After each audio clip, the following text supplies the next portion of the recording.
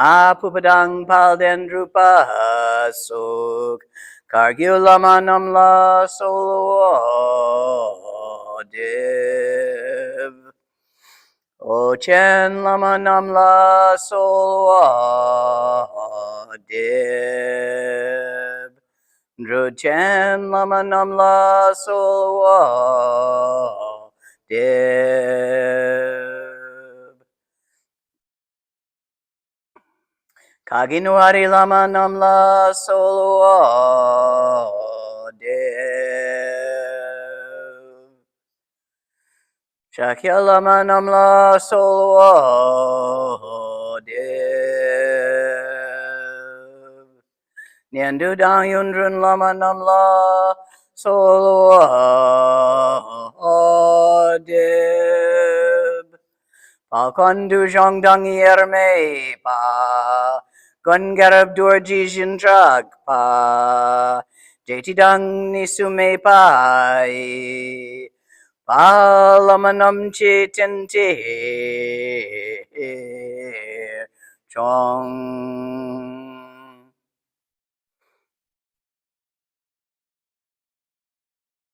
So I want to start this morning with those of you who are relatively new to Dzogchen. That means practicing less than 3 to 6 months. How's it going for you? Are you able, when you're not with a teacher, when you're on your own? Because this is the hard part. It's really easy when you're hanging out with the teacher or being shown. And then you get home. It's like, huh? How'd I do that? Are you managing it on your own? Is it difficult? Questions, please. Don't be afraid of me. This is where it's useful.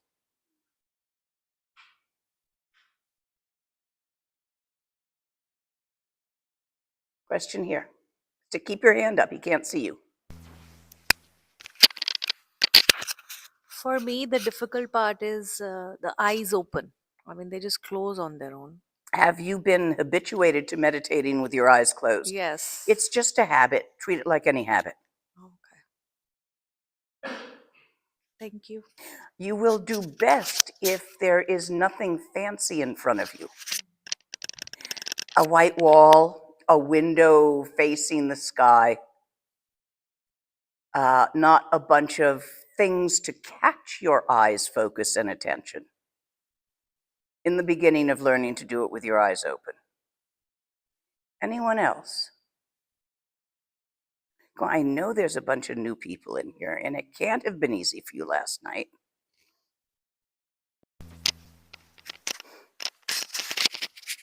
When I start to do Dzogchen, there's this fear that comes up, and my mind is telling me, like, don't do this, don't do this.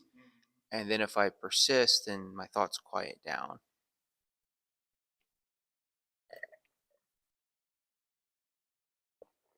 Do you know what the fear is of? No. So that fear, in Dzogchen terms, is a crick in your channels.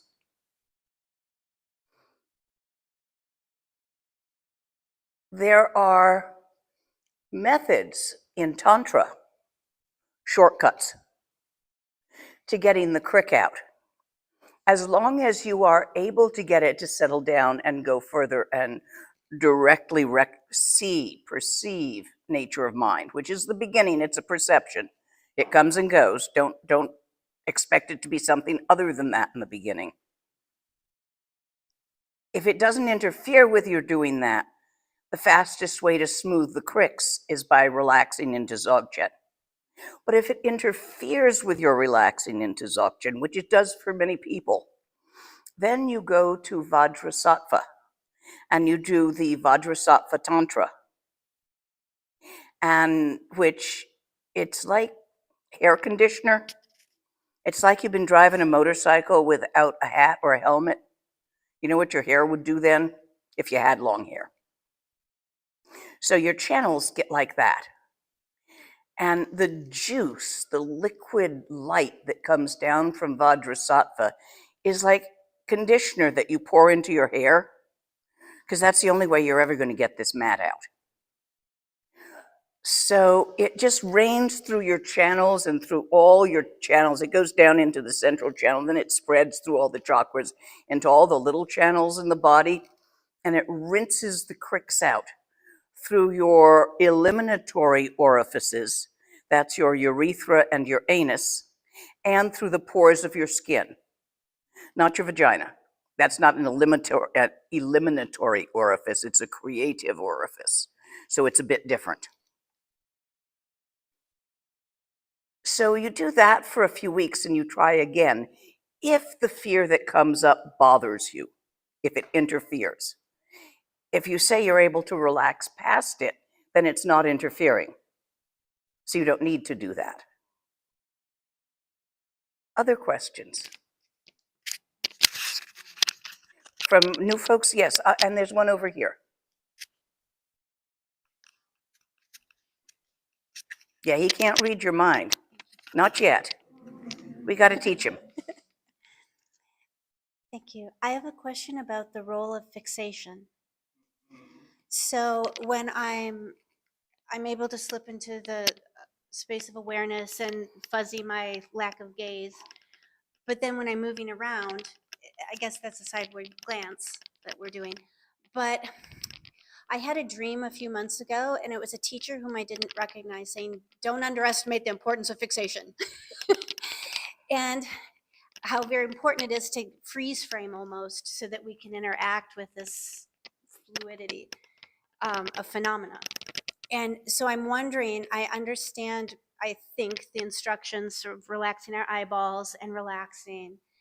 And I imagine there's a middle way of not too tight, not too loose, finding the fix, Yeah. but so Compared to tuning your guitar. yes. But I'm either too relaxed to the point I'm lazy and can't get in motion, or I'm so in motion that I'm uptight. And so that's, I imagine, playing with it to find the middle way. But I would like to ask you and hear, please, about the role of fixation within Dzogchen and how it interplays with us relaxing the fixation. So we got to look at first what we mean by that word fixation. Do you mean a single pointed focus? I think yes. So in Mahamudra, we use that as a tool to enter the openness of awareness. Okay. We take that fixation, that single pointed awareness, and we focus it on not anything, shine without an object. And we discover this infinite stillness about Dharmakaya nature of mind. And we rest and we hold still in that stillness and reflect it. This, if done enough, gets you past perception of Dharmakaya nature of mind into being of Dharmakaya nature of mind. So you can use fixation, the ability to fixate, to go past. However, the methods used to take that past involve noticing very strongly what moves and what doesn't. To be able to do this, you must have studied the ordinary Nundro of the four turning minds and be extremely clear about impermanence and exactly how it worked. You've got to really gut level understand that if it had a beginning, it's going to have an end. All of these bits that are part of the basic understanding of impermanence. So you go to that fixation, which is still. It doesn't move around. But you know it's temporarily still. So it's still in the category of movement. The real stillness, which you keep trying to find, but then you accidentally open the fixation into a relaxed, natural, open awareness, which is not in any way diluted by moving stuff like thoughts and feelings. So you're just wide open, aware, utterly still, in the stillness that has always been there. In that moment, you transcend the 3 times and you perceive the immutability of the stillness, but your attention there is still moving.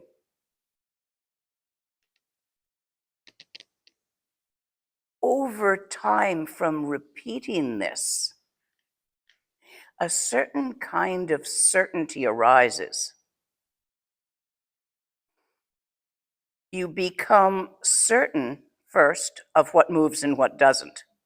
Absolutely certain, like you don't have to ask me if you've got it yet. If you're asking me if you've got it yet, the answer is no, because you're not sure yet. You're going to be sure when you see that, when you see what moves and what doesn't. And you see the adamantine non-movingness of what we can call Dharmakaya, Great Mother Ocean Dharmakaya, nature of mind. Those are all some pretty words for it.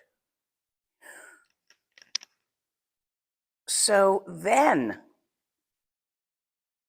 you, and there's no description of how you do this, but you do it. There's still volition in here, so we're still in a little bit of K-rim, approaching Dzogchen.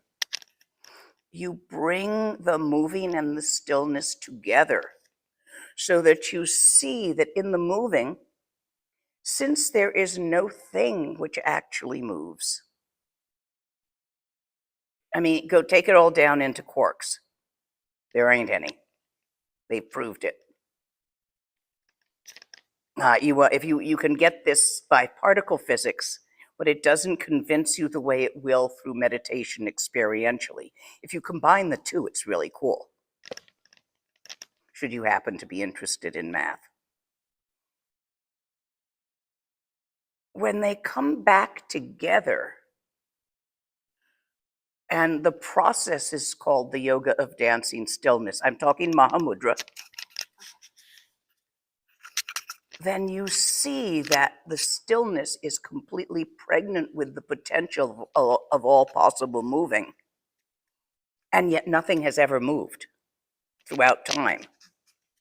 So everything is utterly still and moving. And that's where you abandon those either ors again. Now in Dzogchen, we say it in a different way. We say, let mother and child luminosity unite. Mother luminosity of ground is that vitality called clear light nature of that infinite open awareness. It's not a big dead old nothing. It's awake, it's alive. It has the potential to think and feel. Child luminosity so mother luminosity of ground is the one that's always been there and always will. Never going away. Nothing's going to happen to it. Unshakable, outside of time and space. It imagines time and space, but there's no real thing there. Just as when you dream of a black dog, there is no dog there. When you dream at night that you had a family and many adventures and your children grew up and some of them died and you divorced the husband, you have these whole stories you can have in a dream. And then you wake up and it's like, huh? So you see that nothing ever happened. Now the child luminosity of ground is the view, tawa, as pointed out by the teacher, the perception of stillness, of open awareness. When the perception of open awareness joins with the open awareness that has always been there, and they recognize themselves as the same thing, this is letting mother and child luminosity unite. Does this answer your question? Thought it might. However, the key to all of it is continued practice. I think we have audience questions from online. We have a question from last night.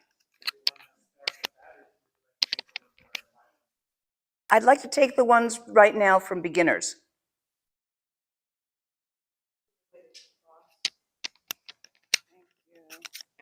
Remember, right now I'm only asking for questions from people who are just starting out.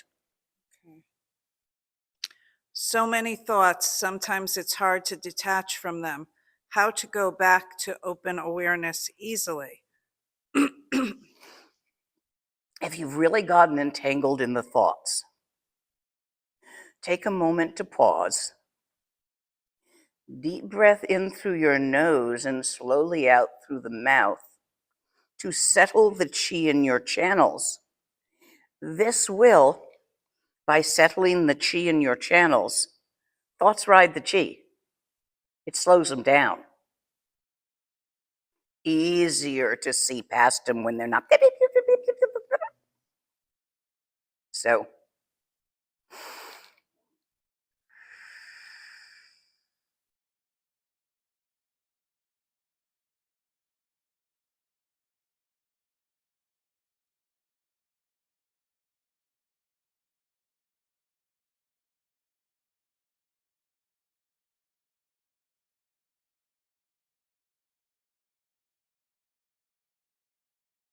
like that. I have a very difficult time not listening to my thoughts. I keep trying to look through them like quartz crystal, but my mind keeps tricking me into paying attention to them. Please help.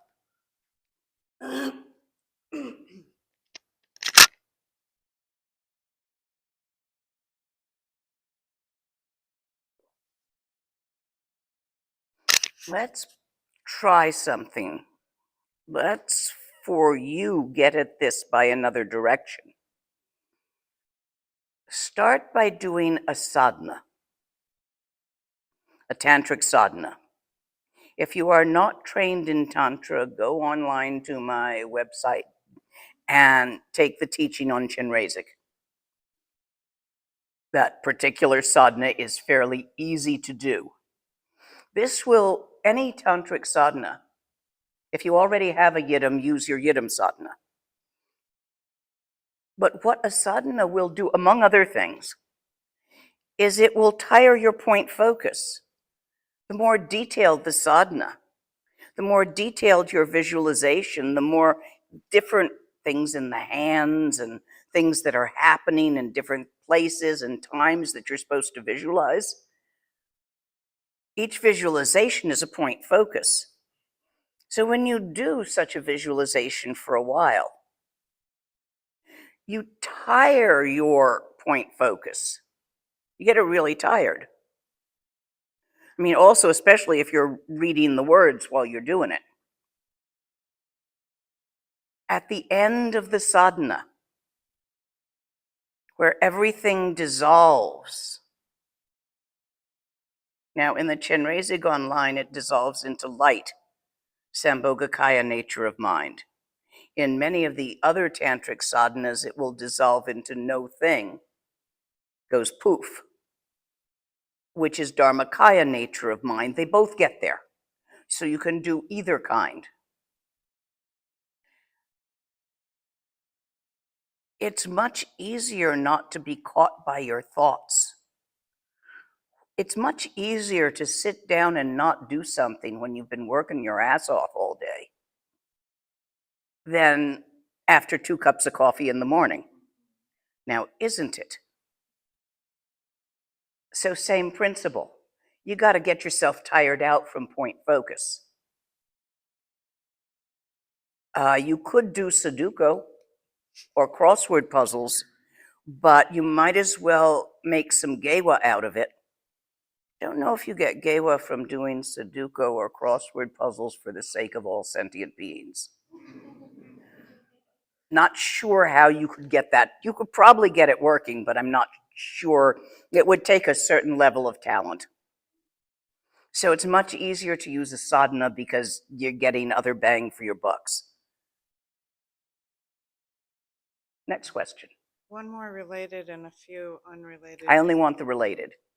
What to do when one is aware of reifying, seeing emptiness of emptiness, how to relax in it and stay involved with the world open-heartedly. Start laughing at yourself. Laughter is very relaxing. So when you catch yourself doing something silly like that, laugh at yourself. You need a sense of humor to practice Dzogchen.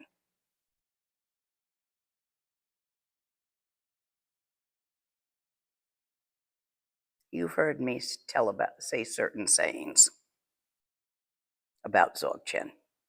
Not going to repeat myself here. But you got to relax.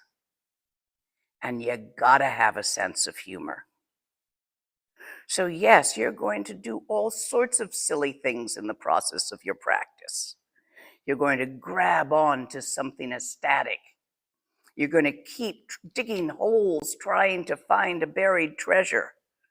Yeah, you're going to do that. You're going to try to justify your anger or jealousy or something else with someone somehow by Dharma. Yeah, you're going to do that at some point. You can have a fight in the Sangha and do that. It happens.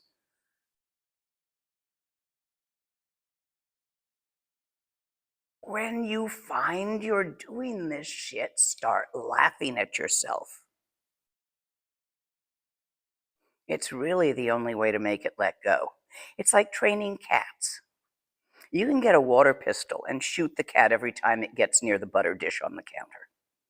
But that just means the cat's not going to try that unless you don't have the water pistol near you.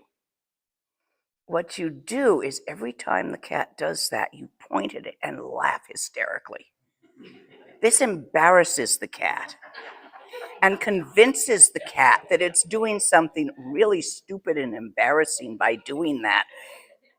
And cats hate being embarrassed. So do you. So when you catch your mind doing silly stuff, just laugh at it. Do we have anything else on topic of beginners? There's one question. Okay.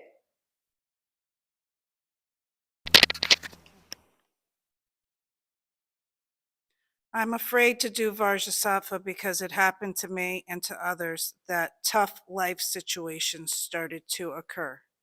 You have a belief system that you have swallowed. You shouldn't have eaten that. That if you do Vajrasattva, it will cause your karma to manifest externally. Okay, we got to work around a belief system that's stuck in your craw. You already ate it. I'm not going to make you puke it up. And that would be a little bit too violent. So let's have you do...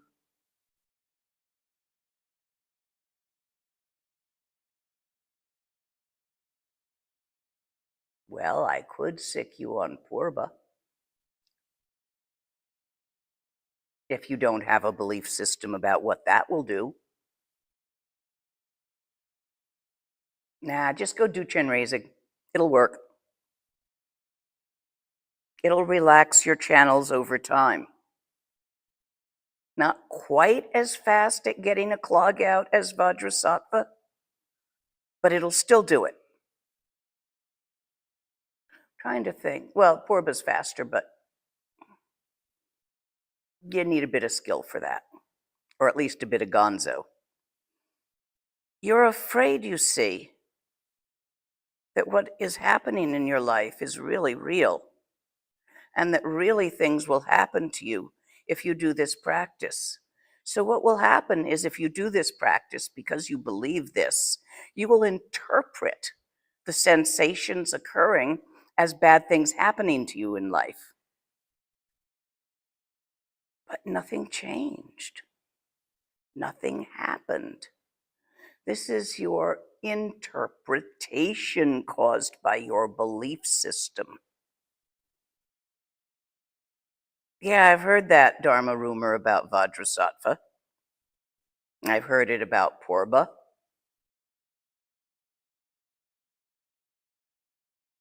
I've heard Kurukuli causes stalkers. What else have I heard? I mean, there's some Dharma rumors out there that are pretty impressive.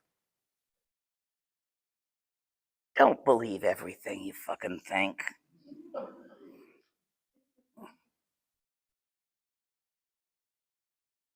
Until you are able to release your real belief, you don't have to believe the opposite. You just have to let go of your certainty that everything that you think happens to you is really happening.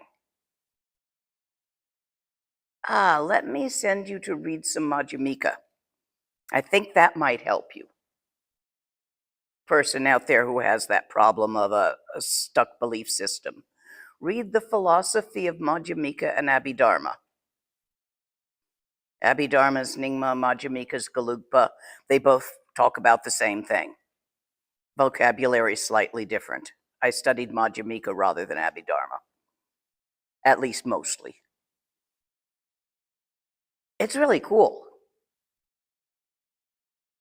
If you email me, I'll try to send you some nice intellectual explanatory texts that you can play with until such time. It's slower. They say that going through Madhyamika takes at least 12 to 15 years, or 12 to 16 years, minimums. And that's only if you're ripe when you start. Going through Tantra, you can do it in this lifetime. With Dzogchen, it happens right now. This now. All the nows. There are no nows. Or all of the nows are now. There are no thens. So it's just a matter of different rates. Actually, I think they say Madhyamika is going to take you 4 lifetimes, if I recall. 12 years to read through it all. And then 4 lifetimes to actualize it. So it's slow, but it works. Look, if you're in Timbuktu and you have a map of how to get to Lhasa from Paris, and you follow that map, you're going to get somewhere around Jakarta, not Lhasa. You gotta follow the map from right where you're standing. So sometimes the map is Dzogchen for you. You know how to tell if somebody's ready for Dzogchen? They just love it. They're attracted to it. It's like chocolate for them. There can be a few little fears and trepidations in there, and Namtalk's going to happen. Namtalk, discursive thoughts. But there's still this but I really want a piece of that cake. That's the sign in a student that they're ready for Dzogchen. If someone is ready for Tantra,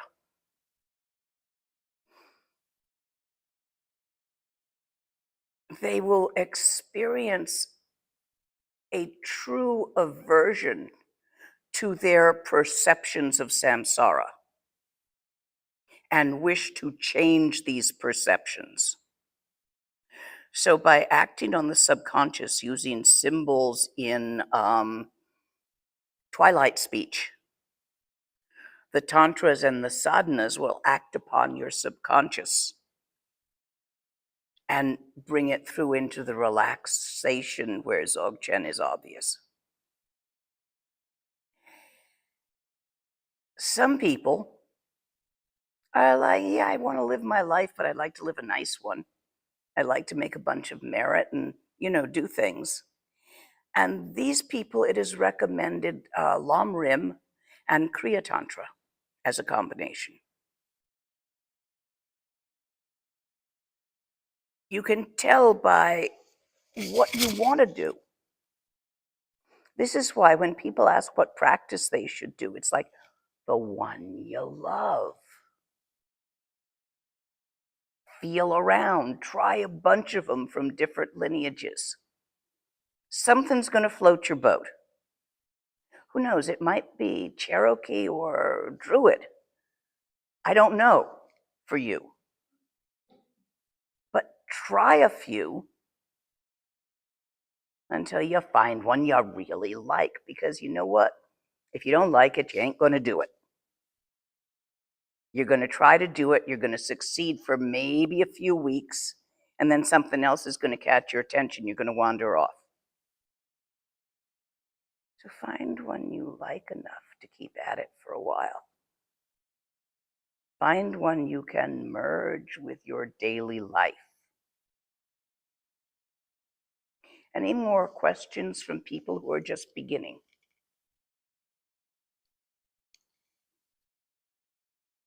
Going once, going twice. Thank you. You got to stick it up there. You can't just I'm a beginner. I started on Friday Dzogchen, but I did like void and stillness meditations before. louder, please. I did the stillness and the void meditations before, so it felt kind of similar, but still different flavor. It's just a different door in. So yes, the hallway is different. Yeah, But and the room at the end of it is the same room. You're just going in by different doors and different hallways. yeah, but it feels really kind of comfortable. Like I enjoy it a lot. Then but, it's the right practice for you. but like I have this thought in my mind, like passivity, because I'm kind of doing person striving, always kind of doing. And when I drop into this state, I have this feeling like, oh, this kind of makes me passive. I'm gonna lose motivation Oh to do no, anything. do I look passive? Hey guys, get a look at me. Know something? Go online, get to know my personality. I splatted it everywhere. But this is just my thoughts, kind of Well, may resistance. the example of me convince you that that's not what's going to happen. I mean, that's a good example for sure. Okay, look at Chogyam Trungpa. Was he passive? I have no idea. I'll go read a few of his books and watch some films. I just wanted to share this like interesting thought that comes in my mind. What I'm doing is I'm giving you antidotes to it, because it's a glitch. Probably. That worry that it's going to make you passive, even though you find it very comfortable. Yeah, like one part of me really enjoys it, and another part is like, go do something else. And that part is, and we all have it, you will run into it somewhere in your practice. Wait a minute, I don't want to get enlightened. I won't be me anymore. Hold on there now. Everybody hits that somewhere. All I can say to you when you hit that is start thinking of all the lamas you know. And try to think of one that doesn't have a very strong personality. You're still you, probably even more so because being you doesn't bother you anymore. You know how we always worry about that we're not good enough? That goes away.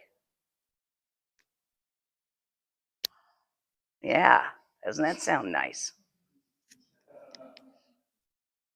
Let me give you an example. Let's say there's this big old black spider.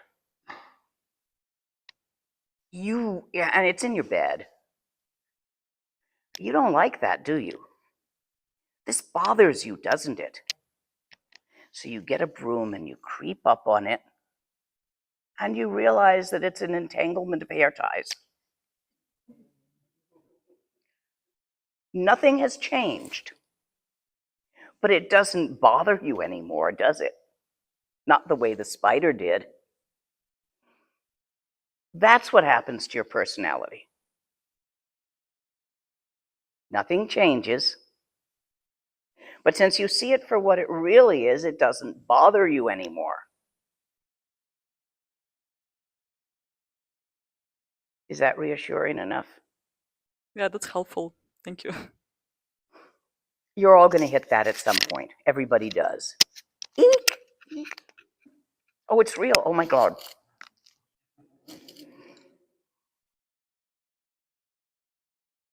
Let me give you some of this very beautiful text. And yes, Martin, this one is by Longchen Rabchen. I pay homage to the sovereign of Odiana, means Guru Rinpoche, and the Dakinis and the three-stage lineage. The Dakinis are the creativity, Nirmanakaya nature of mind. The three-stage lineage is the 3 times as one. There's actually several meanings to that phrase, but that's the one here. The supreme ultimate wish-fulfilling essence. You wish for many things. Maybe you saw a dress online you wish for, or a hat, or money, a car. Imagine the number of things you can wish for. And yet, even if you get them, you still won't be satisfied. You'll just wish for other things. The wish-fulfilling essence is the ultimate state of satisfaction. In total satisfaction, there is no lack, no feeling of lack.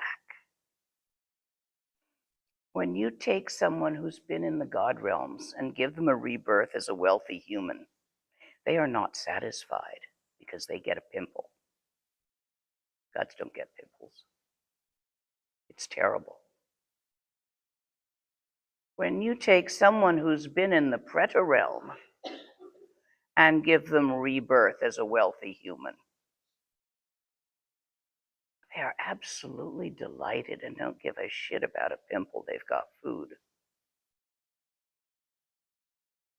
All satisfactions and dissatisfactions are both relative and moving. The true satisfaction, the wish-fulfilling essence, also known as Ratnasambhava, the personification, the archetype of the essence of the southern direction in the mandala, which is also pride of the 5 poisons, pride and avarice. And there's a chocolate cake on the table, a couple of pieces have been removed. One of the pieces in front of you, you got a big bite of it in your mouth, and you've got one in your fork waiting its turn to get into your mouth, and you're eyeing the cake on the table and the number of people there to see if there's going to be seconds. That's the twisted energies of Ratnasambhava as a poison. When you untwist it and free it, it arises as the wish-fulfilling essence of Ratnasambhava. I shall now explain for the benefit of beings, at which time look for the sublime, radiant youth residing in Lotus City. A lot of this is in Twilight speech, but it's beautiful. So the sublime, radiant youth refers to the stillness, the unmoving, the open awareness, because it does not change or age. It is always in its prime. And Tibetans tend to consider late teens to be prime. hence the word youth, before they get all squished up and get calluses and things. Residing in Lotus City. Lotus City means the union of samsara and nirvana as a symbolic place, because nirvana needs samsara to nourish it. Samsara needs nirvana to hold it open, or it would constrict itself away. So you can't have one without the other. They feed each other. The example of this is the lotus flower, which is, it grows in the muck. If you reach down to pick a lotus root for eating, yeah, they're very good. I don't know if you've ever had them. They make little designs inside. They're really nice, sliced and fried. But if you go to harvest one, the mud stinks like hell when you bring it up, because it's full of organic matter. They like really fertile pond bottoms. That's what allows that lotus to grow up and bloom above the water. And if you were to throw a bucket of water on a lotus, it would all run off. They have this hydrophobia thing rather than hydrophilia, where water doesn't stick. You can buy a spray to put on your iPad or your phone that does that.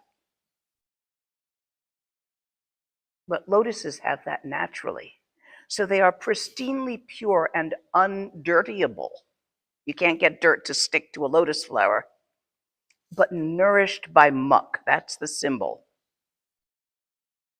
By applying the meaning of this statement that I just gave, the statement is the sublime radiant youth residing in Lotus City. The unchanging residing in the unity, the unchanging fourth time, residing in the unity of samsara and nirvana. To whatever you encounter particular circumstances, any circumstances, including those hardships that you think come up from practicing Vajrasattva, you can find liberation in natural clarity in which no trace of the encounter remains. You cannot write on water with your finger.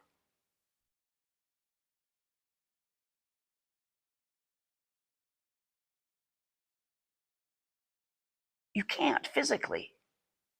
No matter how hard you try, you cannot make writing stick to water. You cannot hang your mala in the sky space. No matter how hard you try, it won't hang.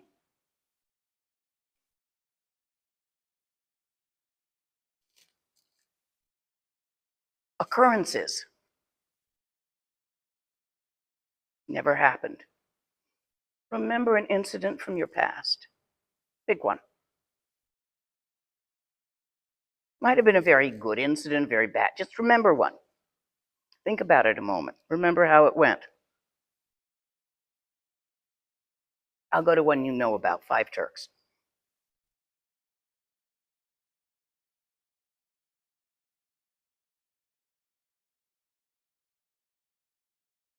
You're aware that, especially if it's a story you've told a few times, you no longer have any idea what really happened.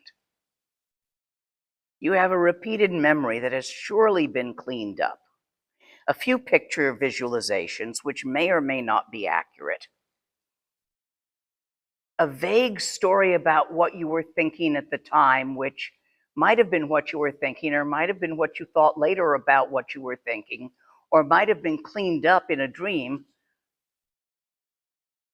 You don't know what the fuck happened. You just have a story. You might have read it in a book. and then taken so much acid you couldn't tell the difference. Yeah, that happens. I have a memory of the world being eaten by giant snails. I don't think that really happened. But clear memory, just as clear as any other memory. Thought it was rather odd at the time. It's like, this is very unlikely. Or did I think that afterwards? I'll never know. You have no past. You just think you do.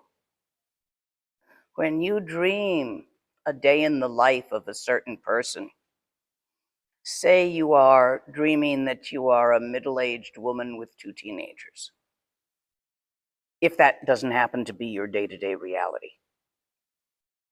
If it does, pick something else.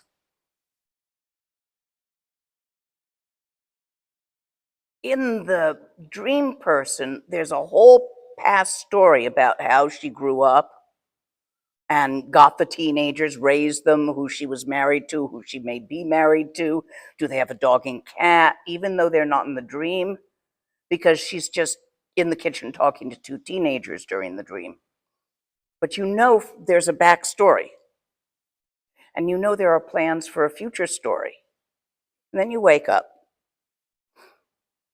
All you actually dreamed was 20 minutes in the kitchen talking to the kids while you get supper on the table and yell about something. And yet, in the dream, there was an entire past that never happened. You're no different than that. Your past is not what you think it is. So you might as well let go of your damn traumas.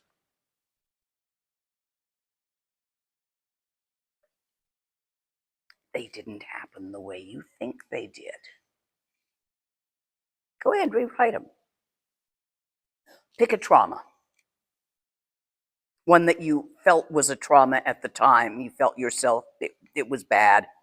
It was a trauma. And later on, you had repercussions from it in your life that's a trauma. I'm picking one of mine from childhood.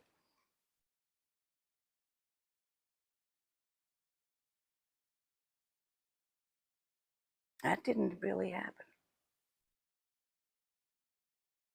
Not the way you remember it.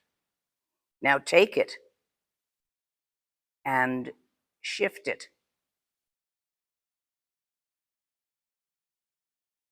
Try to remember that during the worst of it, a Dakini came and reassured you that this too would end and that you could ride it through and that you were doing okay.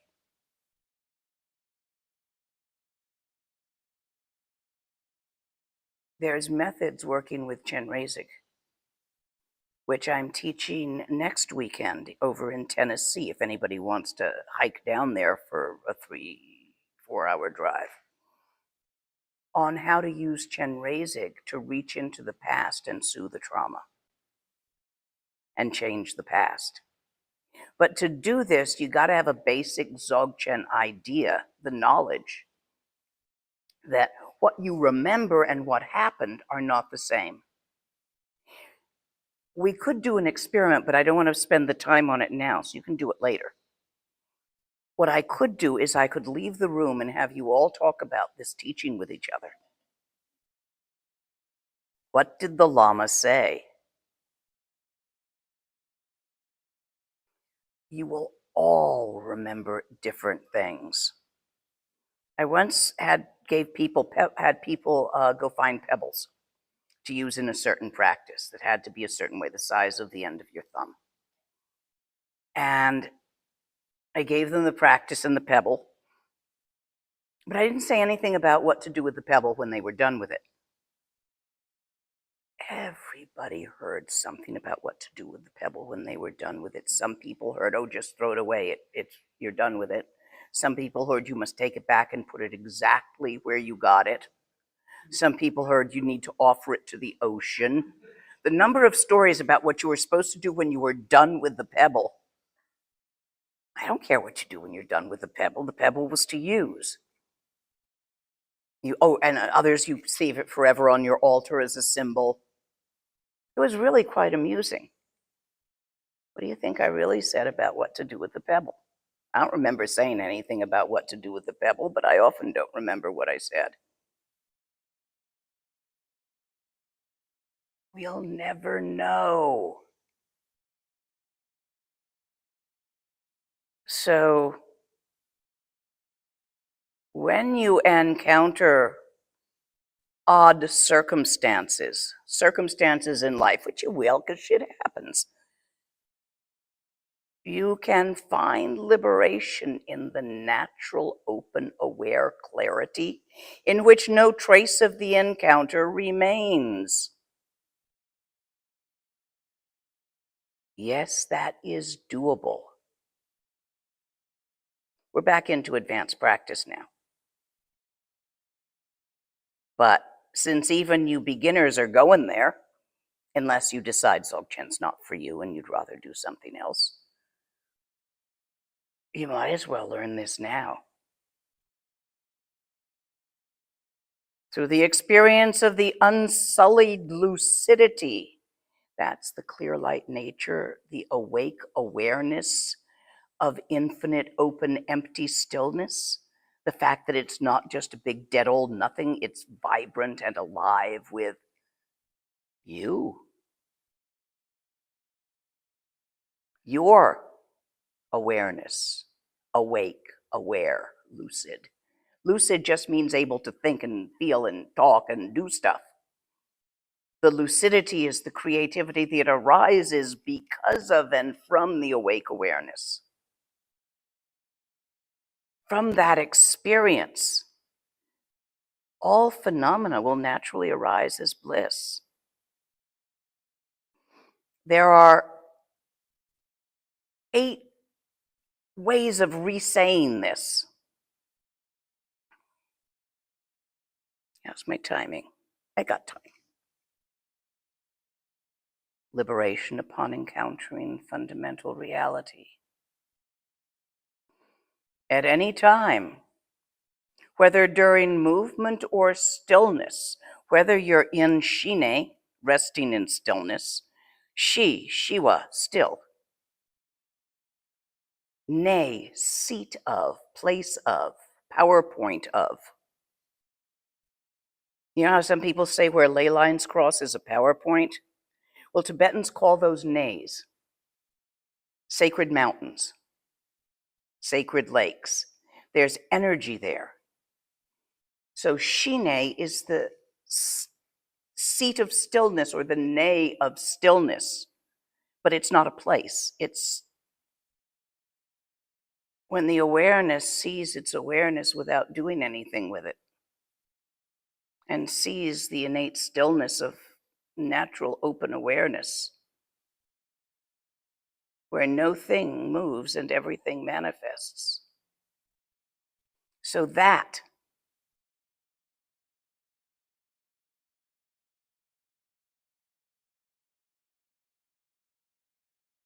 is where movement and stillness, whichever you think you're doing, you might think you're running around doing stuff, you might think you're sitting in Shine.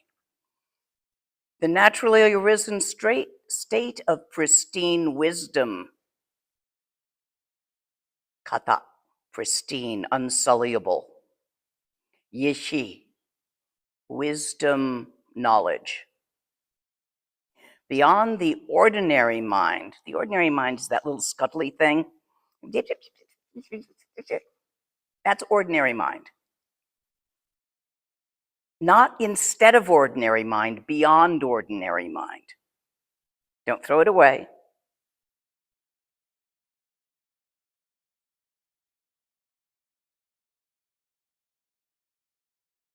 It's always present, whether you're resting in Shine, in stillness, or whether you're running about doing stuff.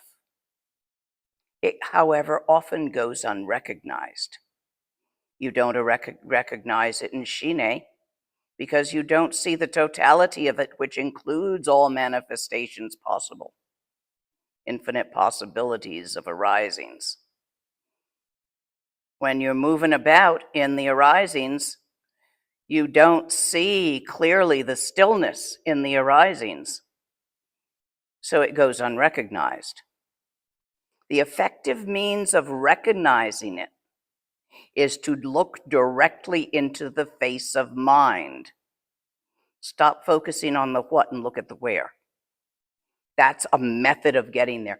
Follow your thoughts home to where they be happening. That's another method of shifting.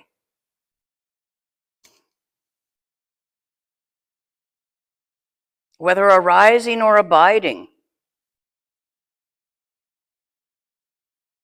lay bare the vivid, clear awareness that is neither scattered nor inert. Scattered is distracted. Inert is neither and both.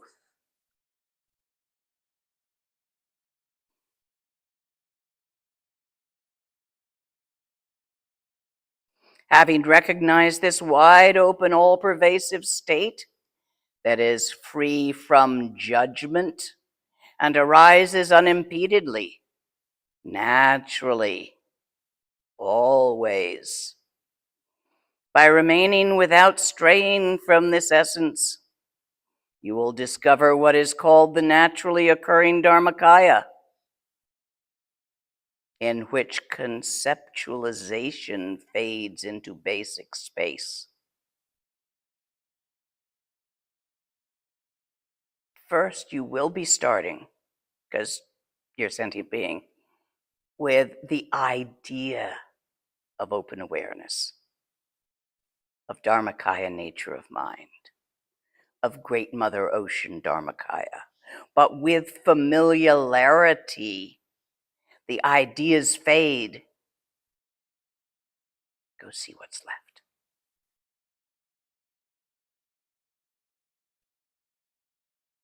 Number 2, this is liberating just by recognizing fundamental reality. Easier on the cushion, but don't only do it on the cushion. This is also GOM. Whatever's going on, whether you're sitting on the cushion or off the cushion, that's what they mean by stillness. Say you happen to be getting, the jitterer has shut up for a while. So you're getting an experience of stillness on the cushion, which is what's encouraged. Or off the cushion when you're doing things. Notice Dharmakaya nature of mind. This is what I said to you yesterday. At all times and on all occasions, whatever you're doing, right while you do it. This is these words are a combination of Garib Dorji and Jangchub Dorji. I'm paraphrasing, not quoting. Whatever you're doing right while you do it, notice the already known Dharmakaya nature of mind. Quick glance. Candace O'Denver calls them quick glances. Rinpoche just says, to ah, go look.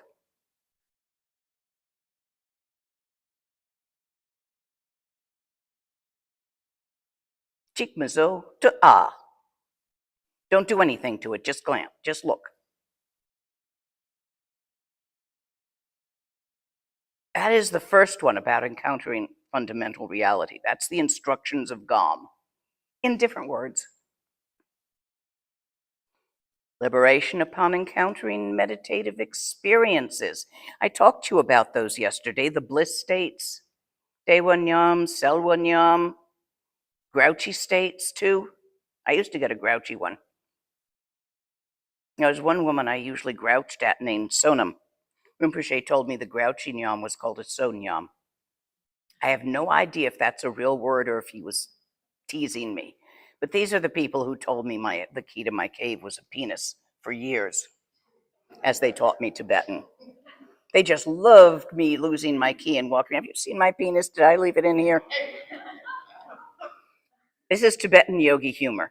All Tibetan jokes that I've ever met are about either religion, sex, or some combination thereof.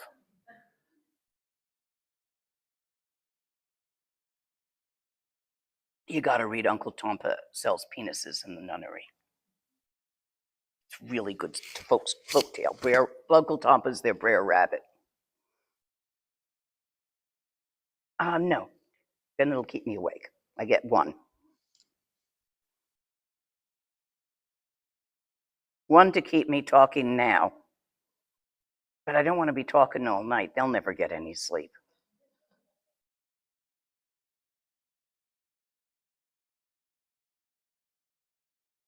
So these nyams, we call them, N-Y-A-M, if you're trying to take notes out there. These nyams are simply meditative experiences. Certain ones are traditional, but you can get all sorts of weird shit. As Rinpoche used to say, when the rains come in the monsoon, all sorts of weird green stuff grows up in the jungle. It's little desert high plains up there. They don't get that same level of monsoon. He found all that stuff quite amazing. So in your mind, all sorts of experiences happen when you first start, and they will continue to happen. At first, you'll either like them or be scared of them. You're going to either grab or shove. Eventually, you're going to learn not to do either of those. And the standard ones are bliss, Dewanyam, clarity, Selwanyam, non-conceptuality, and inconceivability. That's a fairly good translate for Matokpanyam. No. Talk, those little things that hook thoughts together. Pa, ER suffix. Experience. The experience of nobody hooking the thoughts together. Mitokpanyam.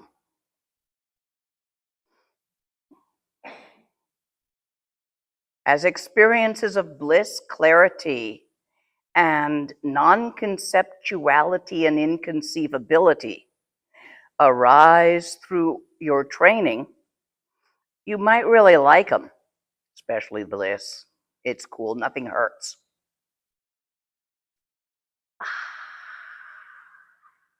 Or clarity. You got to write a paper and you get a clarity nyam, don't pop it until finish the paper, if you're in college. Yeah, they're really cool, some of these. Or the peace of not thinking, not having talk sticking your thought particles together. I got caught in that a little bit while teaching yesterday. I couldn't find words. And some more coffee today. As this arises through your training, you might become attached to them and really like them. So just as before, while they're happening, not after, during, look directly into the essence of any such experience. Through this, as you see without any notion of clinging to extremes, recognition to the nature of free will free you from the conceit and fixation on suppression, make the nyam go away, or cultivation, let's keep the nyam, pushing and shoving. Now, in Garib Dorji's text, not in this text, there's a trick you can use in here when you're stuck in a nyam. You've got to look directly at the essence of the experience. I'm just going for a Matokpatyam because they're the easiest these days.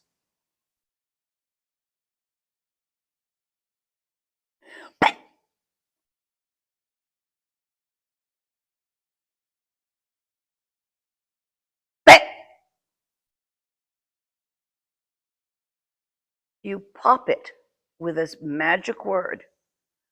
Seed syllable is a magic word. This one is constructed of two letters, pa, which also is the er suffix, but it is the seed of method. Doing, the doer. And tra, which is the seed of wisdom. So when you put these two letters together, it spells what I would spell in English as P-H-E-T. But there's a lot of ways you use this syllable in different practices. If you're going to use it to pop and yam, there's two things. Well, there's two basics. One is you've got to be looking right there at the yam. If not, all it's going to do is startle your fleas. Two is it's got to be sudden. You got to sneak up on yourself with it. You can't sit there thinking, now I'm going to do a pit. The moment that you notice you're in a nyam, look straight at it and go, pet. It also needs to be really shortly pronounced, not pay. That's in chud, you pronounce it that way. It does something totally differently. So sudden, short, sharp, and fierce. Fierce doesn't mean loud. The first one I did wasn't loud, but it was effective. You must have that sudden expulsion of breath across the vocal cords. You can't do it like this. It won't work. So you can't do it silently, but you can do it relatively softly as long as you do it hard. Or relatively low volume, but you have to do it hard. So you can use that trick if you can't just look through it by itself. If that's not working, what is instructed here, you can use the seed syllable pet. Questions on that real quick? Anybody? On how to use pet and why? Okay, we're going on.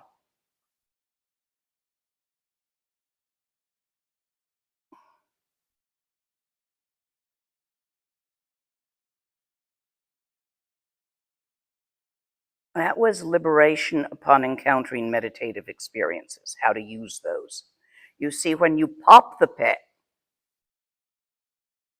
the real thing, when you pop the bliss experience, the bliss which is not an experience, experiences are moving, they come and go. Even if your bliss lasts for 3 weeks, it's going to wear off eventually because it had a beginning.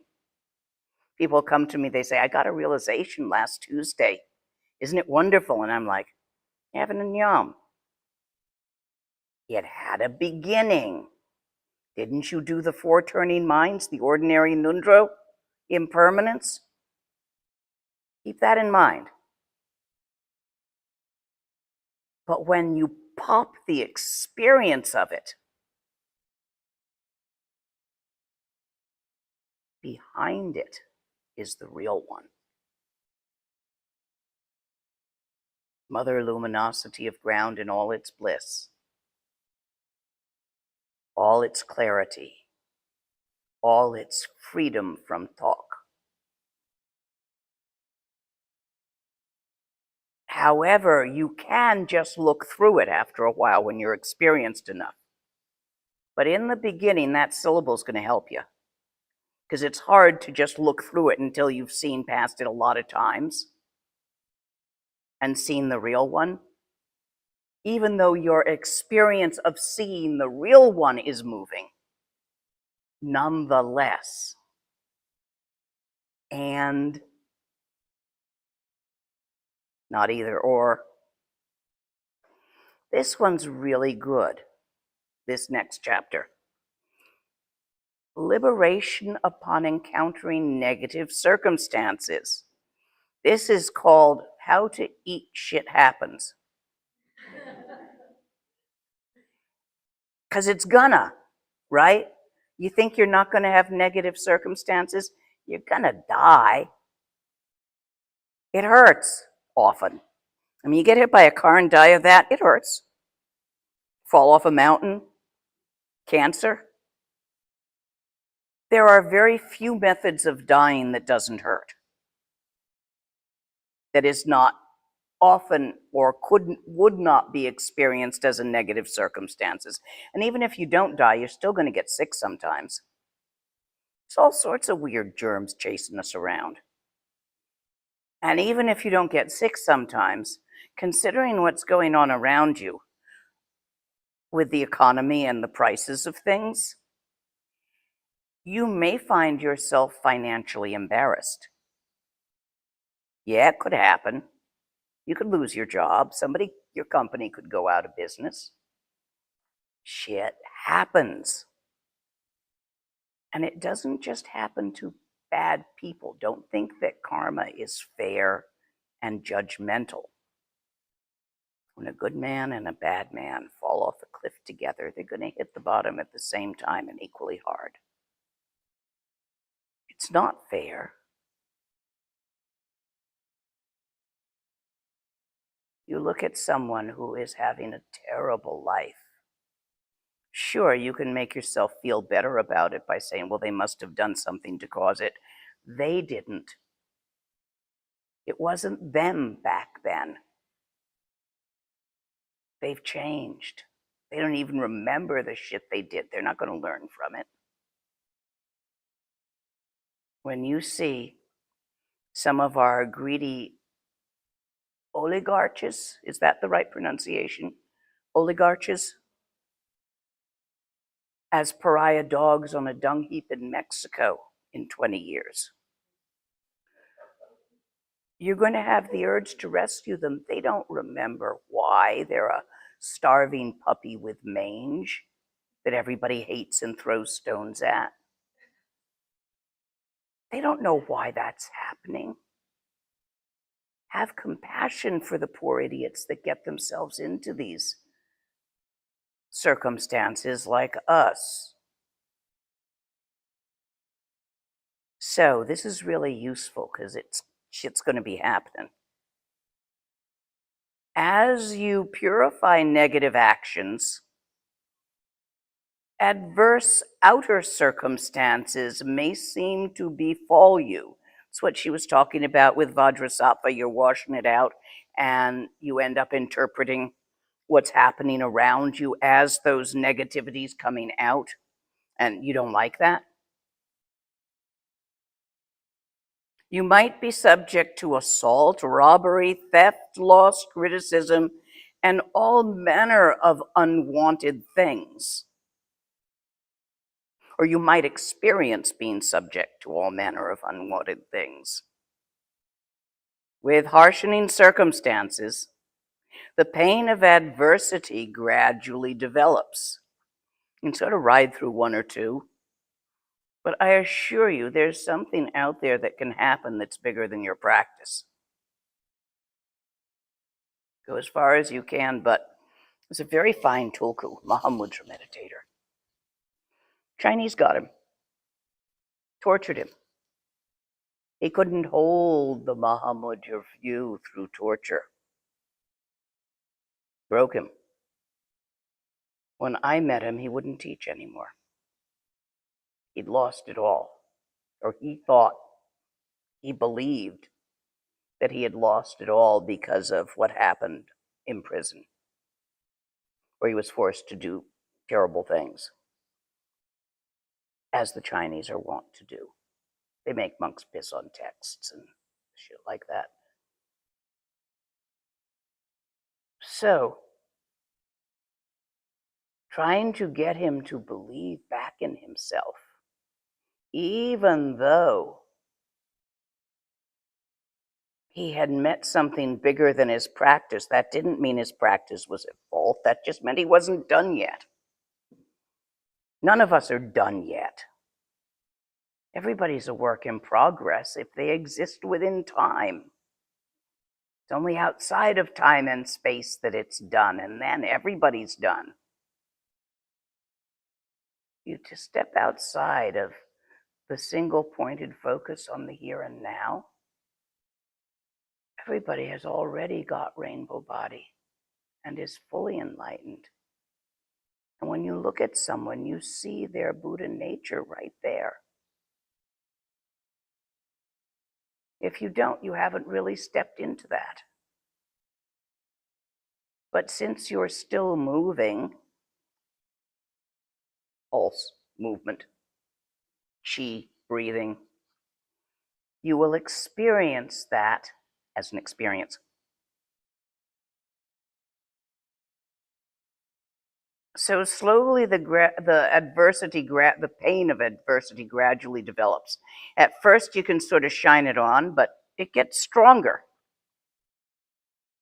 By turning your attention within when this is happening and looking directly at the full consciousness of the pain. You can do this with physical pain too. It is naturally pacified in the very same instant. That doesn't mean it goes away. Don't think this gets rid of the pain. This gets rid of the structure of hurt on the pain. Then the naturally occurring wisdom of emptiness and clarity arises as great clarity and purity.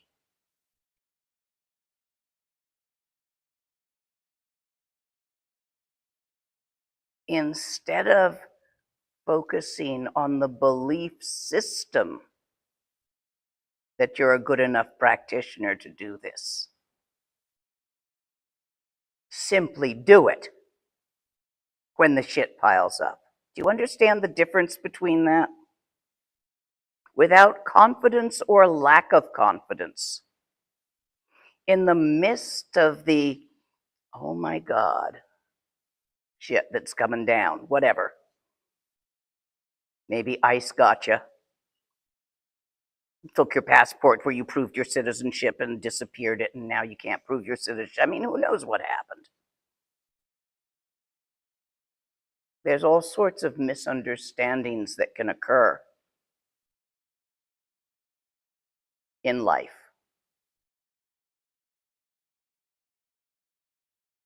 With authority and others. Once you have the habit of at all times and in all circumstances, whatever you're doing right while you do it, look directly at the nature of mind itself as mind seeing mind, mind looking.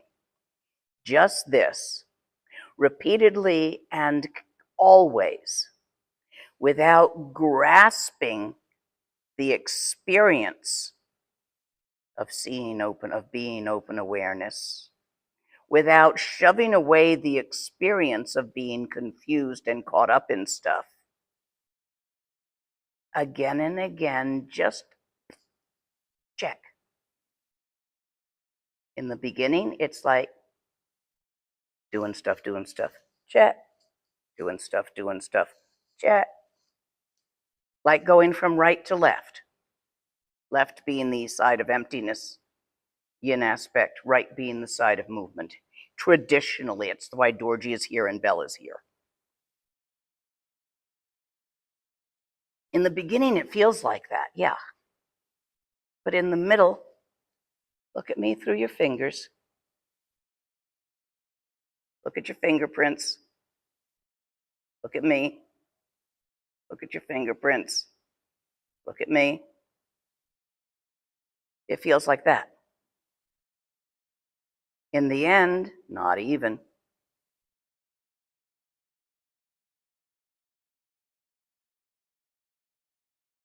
Like a thief in an empty house. There is nothing that can be stolen, so nothing is lost. There is nothing that can be stolen, so nothing is gained by the thief or lost by the householder.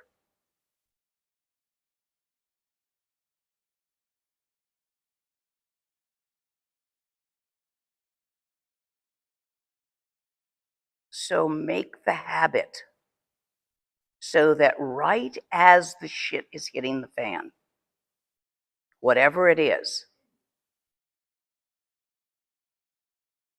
you are able to both remember to look and to remember not to grab and hide behind it from the shit. Tawa is not a hide behind. You don't shove the story of the negative occurrence away and try to pretend it's not happening. You don't grasp the positive story of open awareness. You let them merge. Remember the lotus. This whole text is contained in the sublime radiant youth residing in Lotus City. That's the whole text. That's the entire meaning. But since not everybody speaks shadow speech, or actually it's called twilight speech, and certain texts are written in it, which is why you're supposed to get a teaching for them, because otherwise they don't necessarily make sense to you, and you think there's some guy living in a city called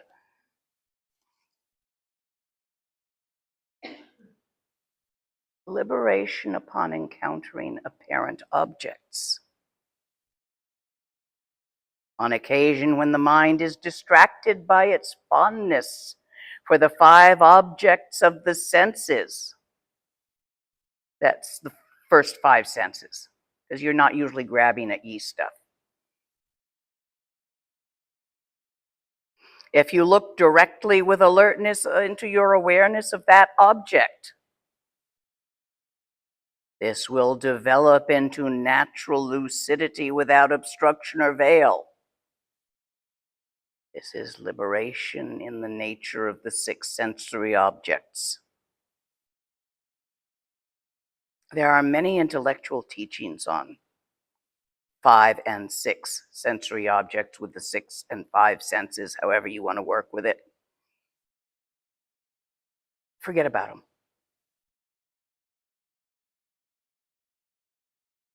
Thing.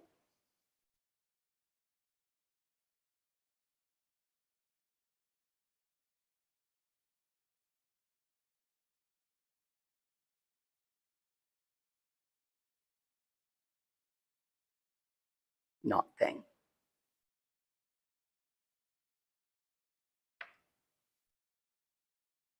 Liberation upon encountering sickness. Should you experience something like a multitude of illnesses, a long COVID, some kind of post-viral sequelae,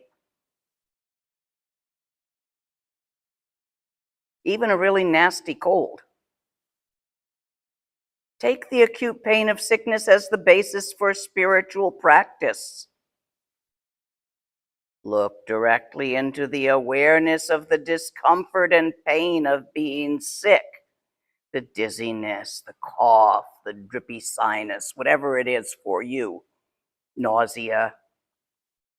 Nausea is the hardest one to do this with, in my experience.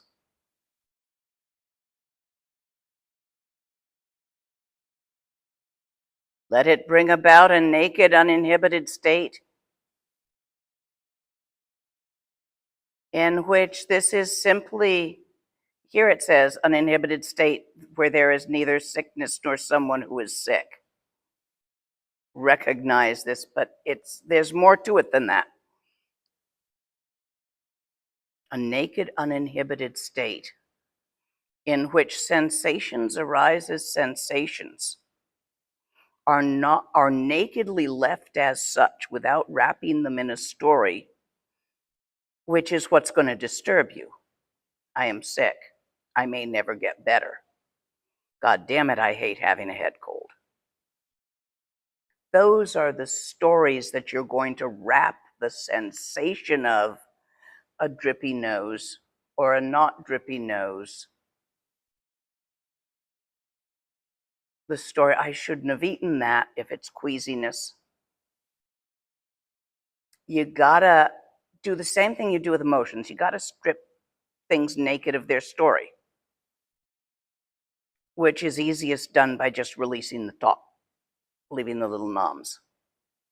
Look directly at it without talking to yourself about it.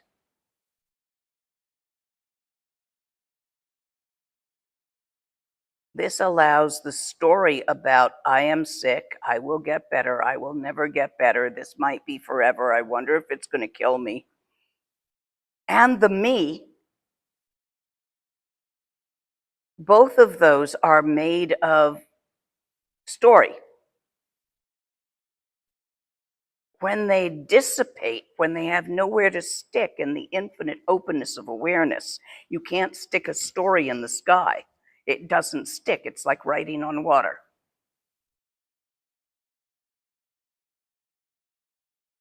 That's how you work with being sick.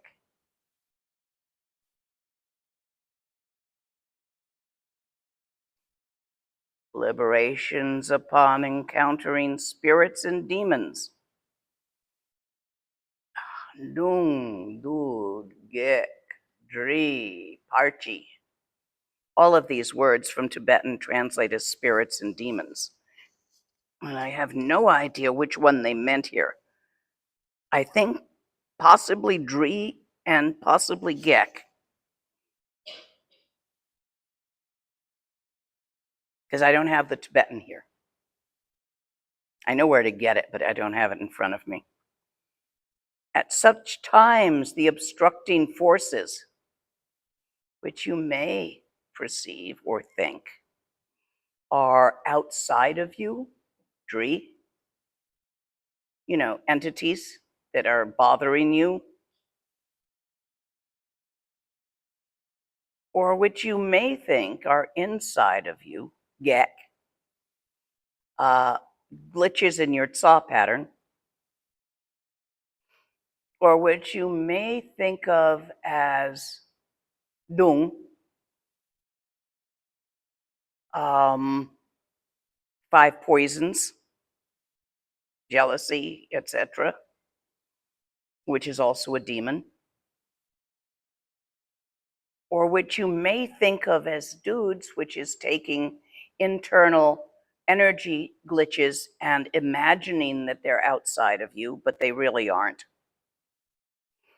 Whatever kind, they will display trickery. They will trick you into believing something or other. No matter what trickery unfolds, how you trick yourself here or others trick you doesn't matter. What kind it is doesn't matter if it's inside or outside. There is no inside or outside. Recognize and look into the essence. Rinpoche tried to teach me this 20 years ago. I didn't get it. He then gave me Purba to do, which worked. As a result, there will be liberation in the encounter between the one who is afraid and the object of fear. Panic will arise as energy of the wheel of the Dharmata. Yes, this works. It's an advanced practice. I had trouble with a demon once in my cave, and Rinpoche tried to teach me this paragraph right there. Did not go in. And I kept bugging him because it wouldn't go in, and I wasn't getting any sleep because it was bothering me at night. And he finally taught me Purba and had me do Yidam practice.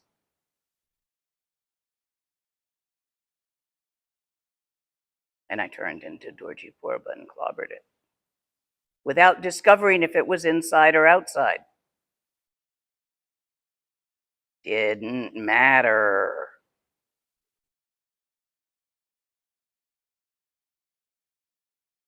I was caught up, you see, in is it real or not? You know that is it real or not thing that you all get? Well, that's how he got me out of it.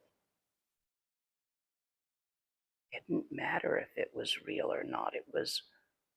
That's an either or. and it was real and not.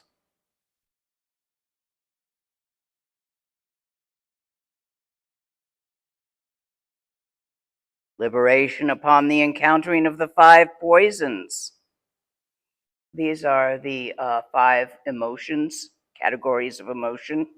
There's subtleties within them, but basically 5 categories. Being fear, anger, because they flip into each other. Jealousy, competitiveness, comparativeness. I'm not as good as they are. I'm better than they are. You know, the way you go like that. Lust, loneliness, the urge to merge, the seeking a soulmate. Depending on where you are at the time of your life, there's instincts involved. Don't worry, they do wear off eventually, thank God. For some people.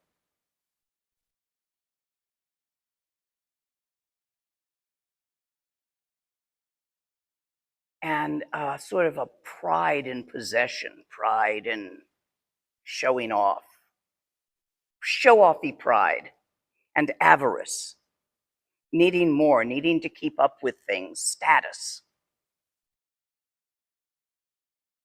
And sloth and overwhelmedness, the fizz that comes from too long a to-do list or too many parties in a row.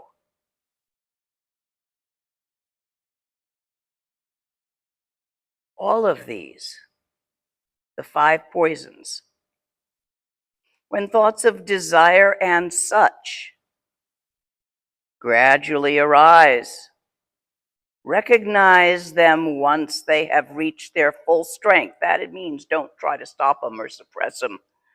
Encourage them if you have to. Let them be big. Big pile of wood makes a really big, bright bonfire. Little dinky pile of wood don't do much. You want a big fire here.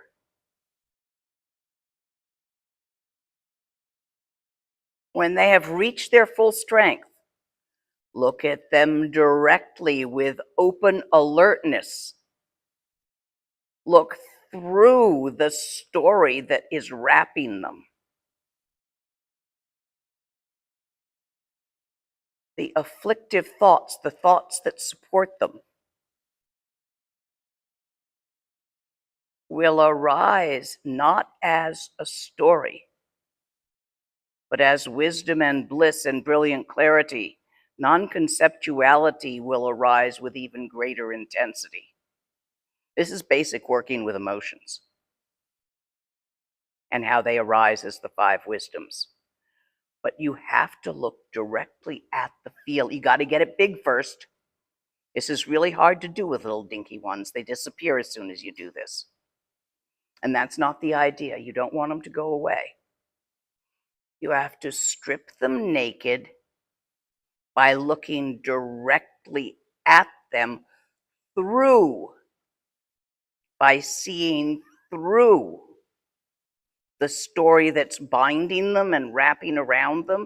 Whatever you're feeling, there's a reason you feel that. You might have a story about hormones. You might have a story about he done bad, I done bad, you did, all of these, whatever story, doesn't matter.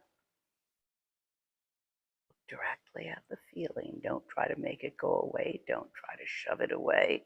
Don't try to change it into anything. Look. In looking, the story dissolves. Naked feeling, directly seen.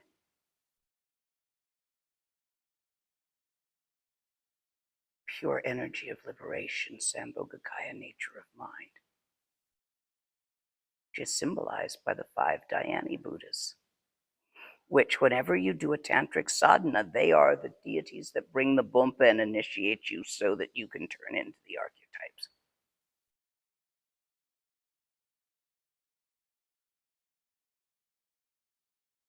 Liberation upon encountering thoughts of death, you're going to die. Or maybe you're just scared because you think you're going to lose your personality in Dzogchen, which is a kind of death. So you can do it with that fear too. Not just the fear of physical death. You can do it with the fear of emotional death that sometimes comes up in Dzogchen practice. The one I said you can use Vajrasattva for if it's really stuck, but this is better if you can do it. On occasion, various doubts may arise concerning Dharma or your own meditation, and you might have thoughts of anxiety about death. By looking directly into the outer and inner objects of doubt, you'll see that they're stuck together with thought. They're nam thought. And the doubting thoughts themselves, exactly that, thoughts. You will see that they are baseless as the sky. Have no doubts about anything at all, for all doubts are nam thought, discursive thoughts. All certainties are nam thought, discursive thoughts. If you think that you are enlightened, you're having an oops. If you think that you are not enlightened, you're having the same damn oops. You're believing a friggin' thought.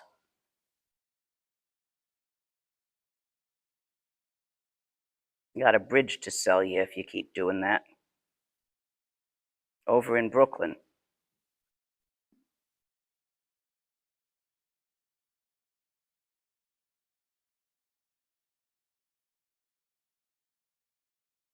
So you need have neither doubts nor affirmations about anything at all.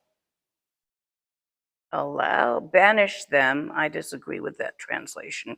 Allow them to dissipate through an understanding of baselessness and rootlessness. There is no base to reality. It is not grounded in anything. Everyone has a different one. Take a Republican and a Democrat. These are examples of the current polarity around here. They are not sharing the same reality. I don't care which one you choose to subscribe to. They're different. It's very hard to bring those realities together because the fundamental belief systems are separate and they're both utterly made up.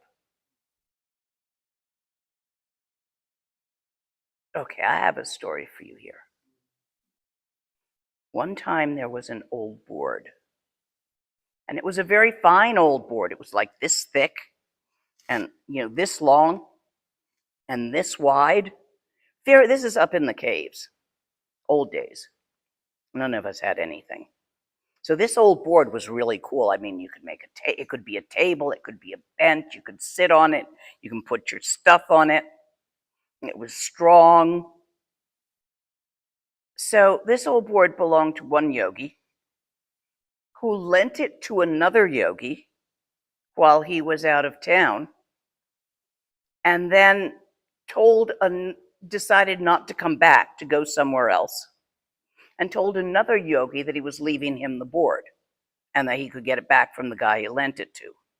Well, you can see how, but not in front of the guy he lent it to. So you can see how this may cause contention. So anyway, the contention developed. Sides were taken.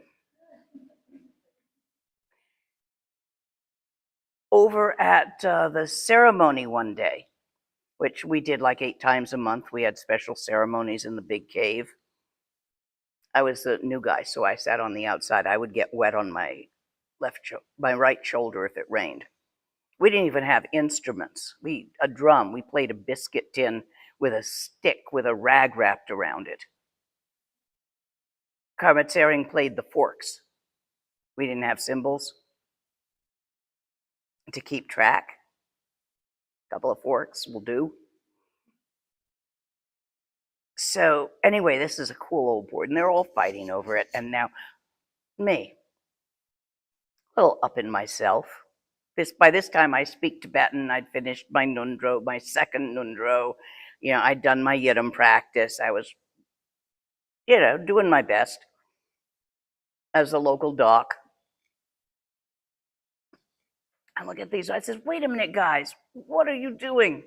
You're these highfalutin Dzogchen yogis up here in these caves, in this holy place. What are you doing fighting about a fucking old board?" And Gilong Rabjor Dorji turns to me and said, "You, Yinji, who are you to talk? I know your kind. Your people fight about ideas, belief systems, and feelings, and you can't even sit on them." Shut me up, he did.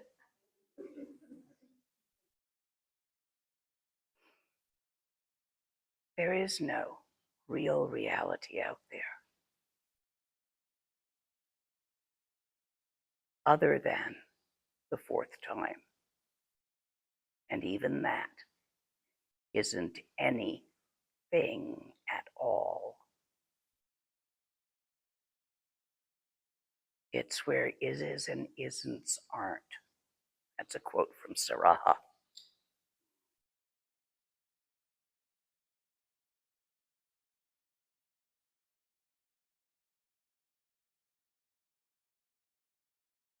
Look directly into the essence of your thoughts of death,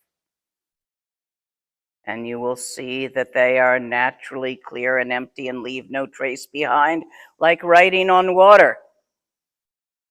Even though the atoms of the body will eventually dissipate as it's an aggregate, there is no death for insubstantial self-luminous awareness. Youthful vase body, the youth that dwells in the Lotus City. This is the very awareness of your mind, the mind, big mind, any mind. By looking into the essence of clear, pure awareness, just as it is, not how you want it to be, think it should be, or fear it might be.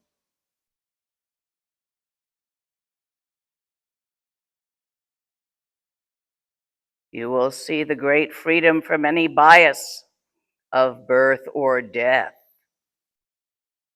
You will see the deathless fundamental wisdom and discover the great confidence that holds no fear of death.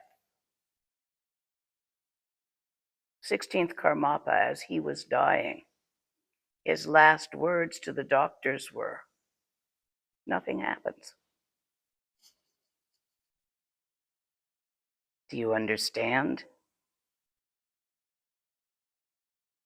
When all the conditions for a single individual's path are complete, in naturally arisen awareness, boundless and unconfined, undo the knot that retains the aspect of ordinary mind. Now, that knot, you undo it by the method of undoing a knot in a snake. If there's a poisonous snake coiled in front of you, how do you undo the knot?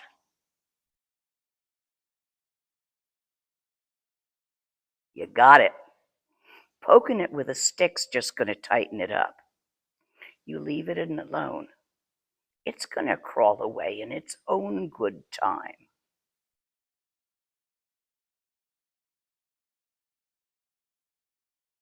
And that's how you undo the knot that retains the aspect of ordinary mind. Don't poke it. Don't rush. Don't push the river.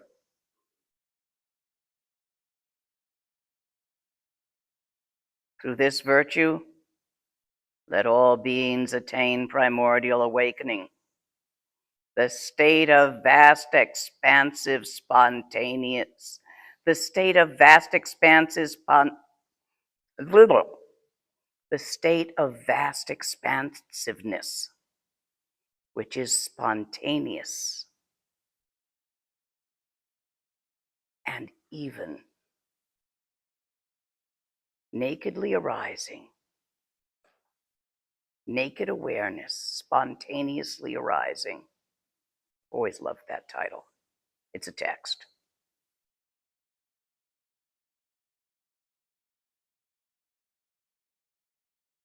Simple.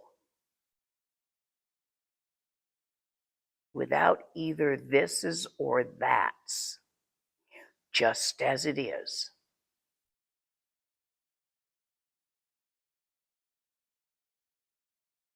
Are there questions? Pretty text, isn't it?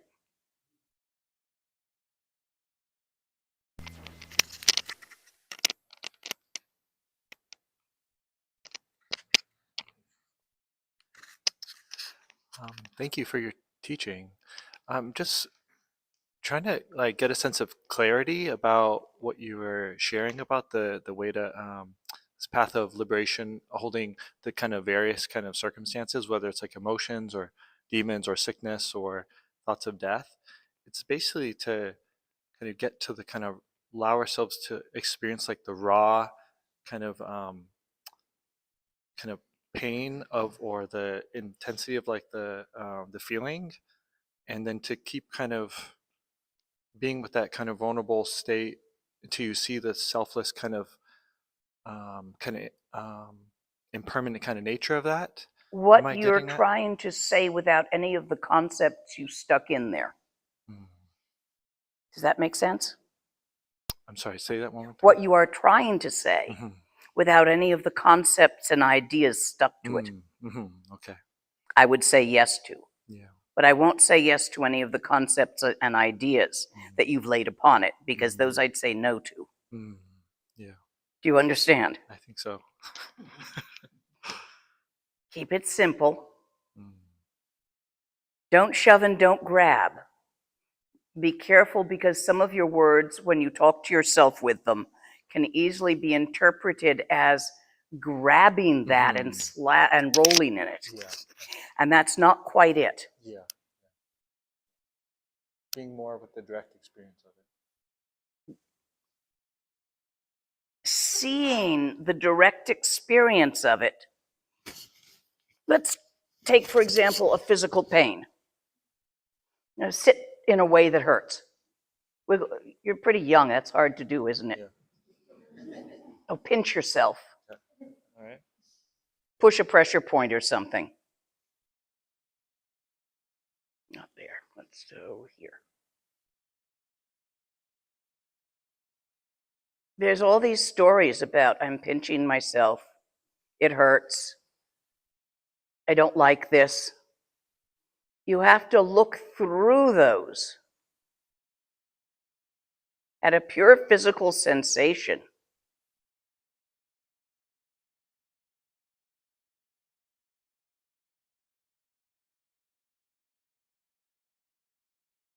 Without interpreting that in any way. So it's a naked sensation. Don't shove it away. Don't try to make it become something else.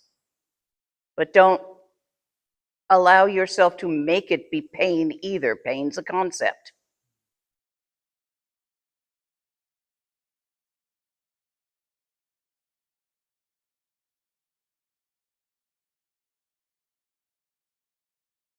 The hurt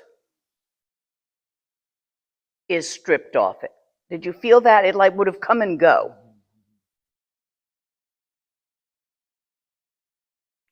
Now, it's not necessary to hurt yourself. Life will hurt you. So, you don't have to force it.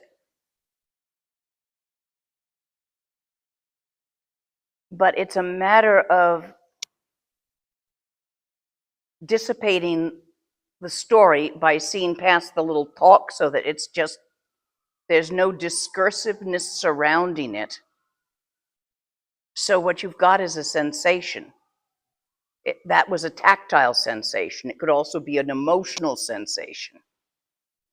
Or looking at something very ugly, a visual sensation.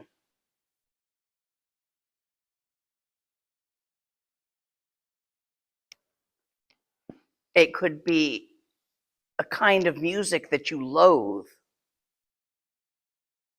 Everybody's got some kind of music, whether they loathe, whether it's opera or rock or something. Work with that sensation.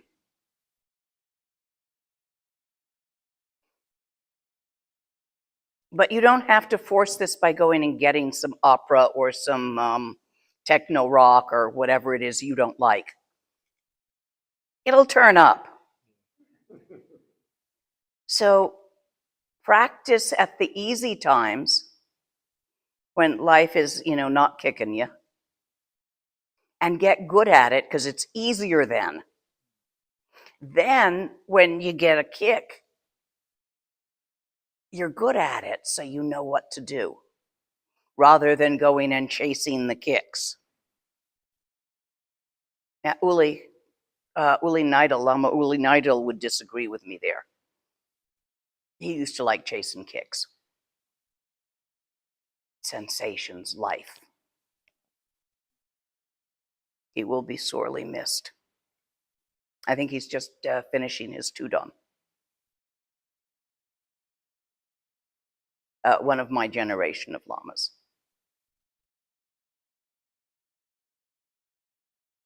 So any more questions?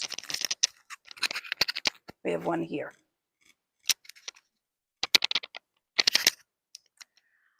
I'm wondering if you can talk about happiness, and is happiness a nyam that comes during practice, a come and go, or is it a natural result of resting in dancing stillness? Anything that you can say about happiness and joy. They come and go, their emotions. Do the same thing you would to a negative emotion. Usually we like happiness, so we grasp it. We don't like sadness, so we shove it away. And of course we cycle, happy, sad, happy, sad, happy, sad through life. We get what we want, it makes us happy. We get what we don't want, it makes us sad. This is the wheel, with the upper realms having more happiness than sadness, and the lower realms having more sadness than happiness, more negativity than positivity. It's not always something we'd call happy, sad. We might call it peace or bliss or joyfulness or anything. And down here, we wouldn't always call it sadness. We might call it fear or anger or unsatisfaction, dissatisfaction, hunger, all sorts of things. They're names and stories. Don't grab, don't shove. No difference between happiness and sadness. They're sensations of the yi. Like pain and pleasure. We worked with pain. I didn't have you work with pleasure, but because I didn't have any chocolate to pass around. But you would do it the same way. Other questions?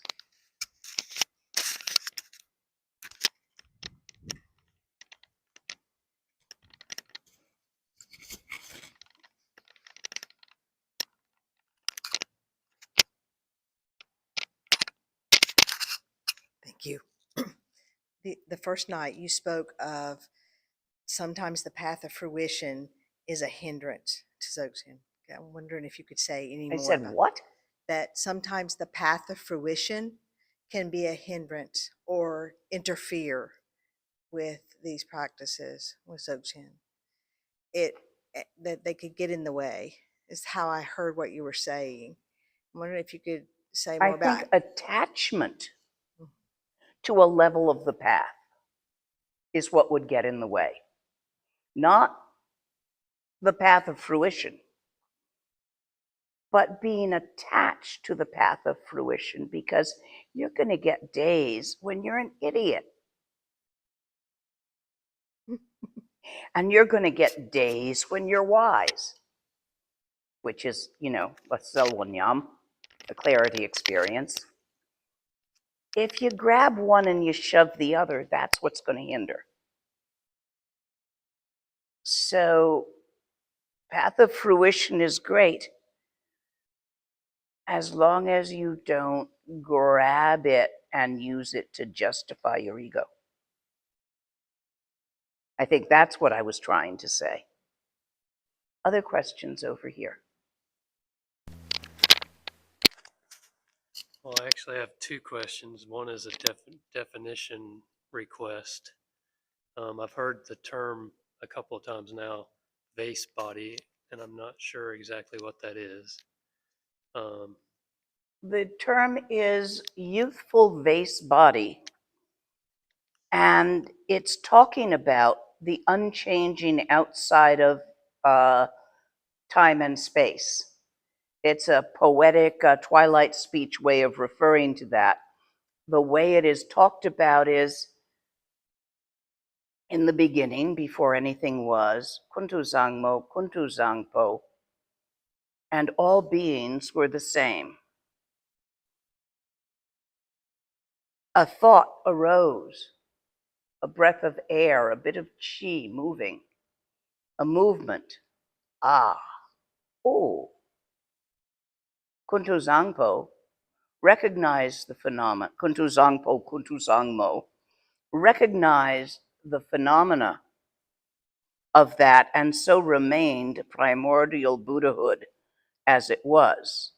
However, sentient beings thought that that was something happening outside of themselves, a bit of phenomena, reached for it, creating karma, causing phenomena to proliferate, and so the youthful vase body was broken for them.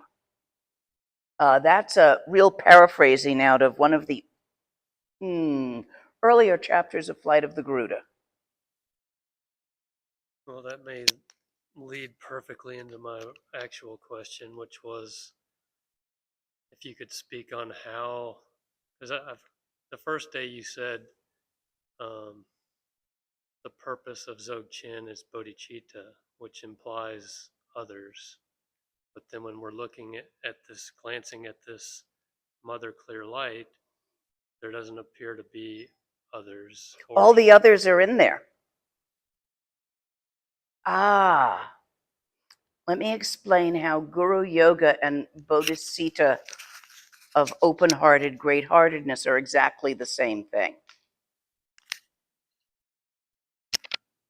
When you're doing Guru Yoga to a symbolic, a person who is either a person who is standing there or a symbol who is standing there, to symbolize the lineage of Dzogchen, if we're practicing Dzogchen.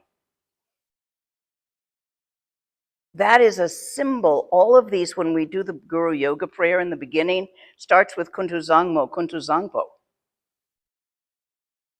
So primordial Buddhahood that has never known confusion, where all beings are all Buddhas of the fourth time.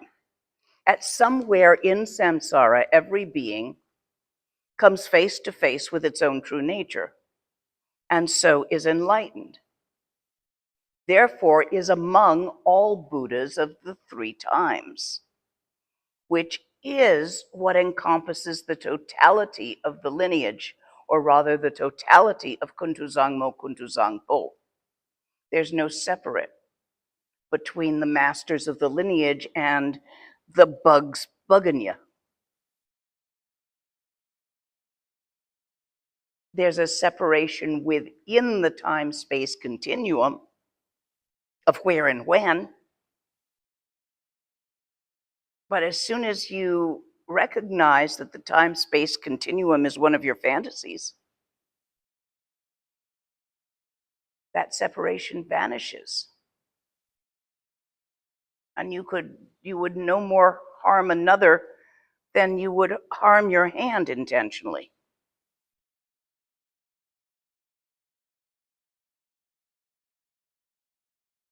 That doesn't mean we are all one. It's not the either or of either all the beings or either multiplicity or singularity. It's multiplicity and singularity are both true. Multiplicity is obvious, look at all. And yet so is singularity. Mind looking. It isn't limited to me and you. Does this answer your question?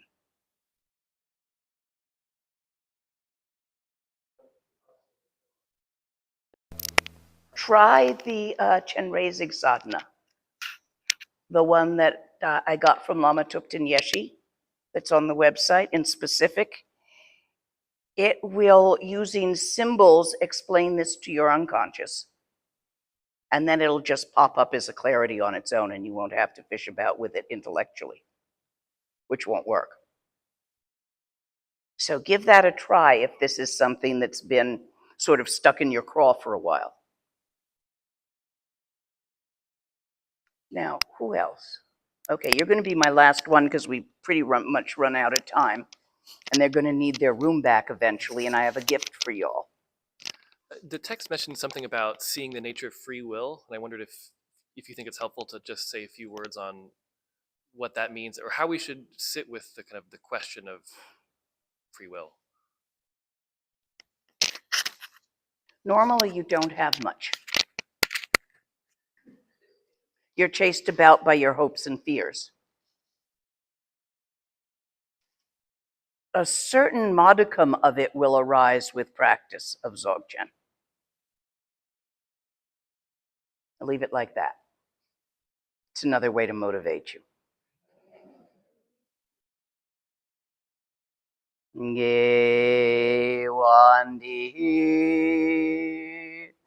nyor duda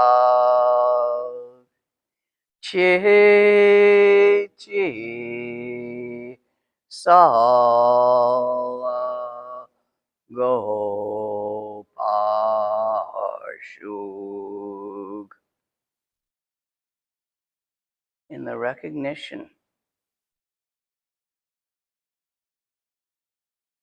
of the nature of Chuni, all beings are liberated as such. It's only within the time-space continuum that the mess occurs. Nonetheless, as you are breathing in and out, you are personally bound to this time-space continuum.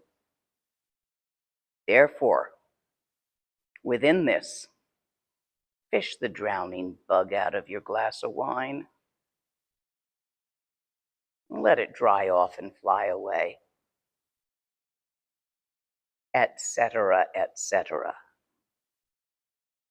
Do you understand? And it's not an either or, it's an and. Act for the sake of others. With body, speech, and mind, practice these 6 paramitas for the sake of others, while recognizing the complete emptiness of the doing of this as well as the doer. Both. And, not either or. Got it? We are complete. But I have something for you if you wish. This bracelet is the pith instructions of Dzogchen. Relax, let go, leave be, in Tibetan and English. Let it remind you to do those quick glances. Let it bug you a little bit. Maybe hang it on your ear.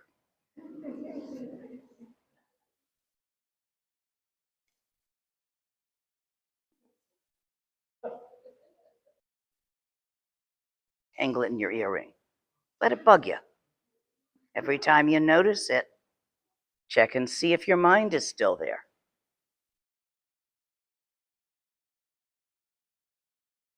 We're complete. We're done. Yes. I think from this, no, let's just move this table a little bit and do it from this side. Yeah, perfect. No.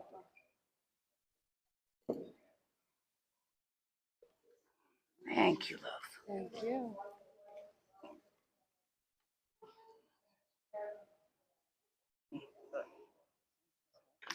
Whoa. It had a clog. They didn't Yeah. strain it.